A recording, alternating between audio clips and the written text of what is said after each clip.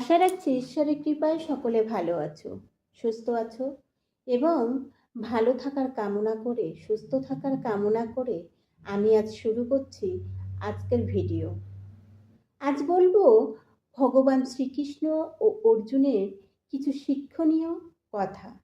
তাহলে চলুন শুরু করা যাক। একদিন অর্জুন ও শ্রীকৃষ্ণ ঘুরতে বেরিয়েছেন। পথে চলতে চলতে কৃষ্ণকে অর্জুন বলে, সখা, আমার মনে একটা প্রশ্ন উদয় হয়েছে, যদি এই প্রশ্নের উত্তর জানতে আমায় সাহায্য করেন। তিনি বললেন, মাধব, এই পৃথিবীতে টাকাই হলো সবচেয়ে বড় শক্তি। টাকা দিয়ে সব কিছু কেনা যায়, এমনকি টাকা থাকলে জীবনও বাঁচানো যায়, তাই না? কৃষ্ণ শুনে হেসে বললেন, চলো পার্থ, আজ আমরা দেখব টাকা মানুষকে বাঁচায় নাকি টাকা তার ডোবার কারণ হয়। তারা ছদ্মবেশে এক নদীর তীরে উপস্থিত হলেন।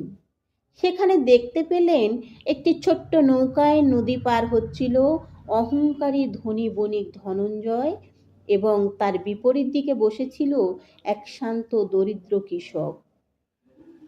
বণিক ধনঞ্জয় নৌকায় ওঠার পর বারবার তার কোমরে বাঁধা টাকার থলিটা হাত দিয়ে দেখছিল সব ঠিক আছে কিনা। মাঝে জিজ্ঞাসা করলেন, বাবু, আপনি বারবার থলিটায় হাত দিচ্ছেন, থলির মধ্যে আছেটা কি? সে গর্বের সাথে চিৎকার করে বলল, আমার এই থলিতে এত টাকা আছে যে প্রয়োজন হলে আমি গোটা গ্রাম কিনে নিতে পারি। টাকাই আমার সব ভরসা আর শক্তি। দরিদ্র কৃষক কেবল ঈশ্বরের নাম স্মরণ করে চুপ করে বসে রইল। নৌকা মাঝ নদীতে যাওয়ার পর হঠাৎ আকাশ কালো হয়ে এলো।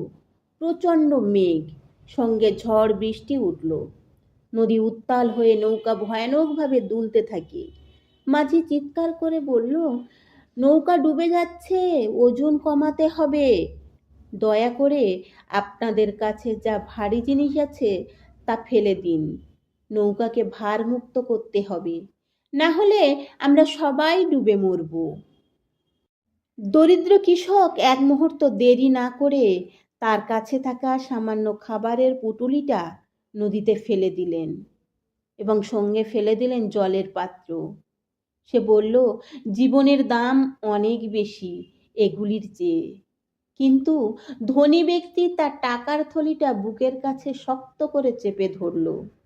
সে মাঝিকে বলল, আমি আরো অনেক টাকা দেব, তবু এই থলিটা ফেলতে পারবো না। তুমি যে কোনো প্রকারে নৌকাটা কিনারায় নিয়ে চলো। সে লোভের বশে টাকাকে জীবনের চেয়ে মূল্যবান মনে করল, কিন্তু ধনঞ্জয়ের লোভ তাকে রক্ষা করল না। তার জেদের কারণে নৌকাটি উল্টে গেল। অর্জুন দেখলেন দরিদ্র কৃষক খালি হাতে থাকায় সহজেই সাঁতার কেটে কিনারায় আসার চেষ্টা করছে, কিন্তু ধনী ব্যক্তি ডুবতে লাগলো। তার সেই ভারী টাকার থলিটাই যেন তাকে হাত ধরে জলের নিচে নামতে বাধ্য করছে।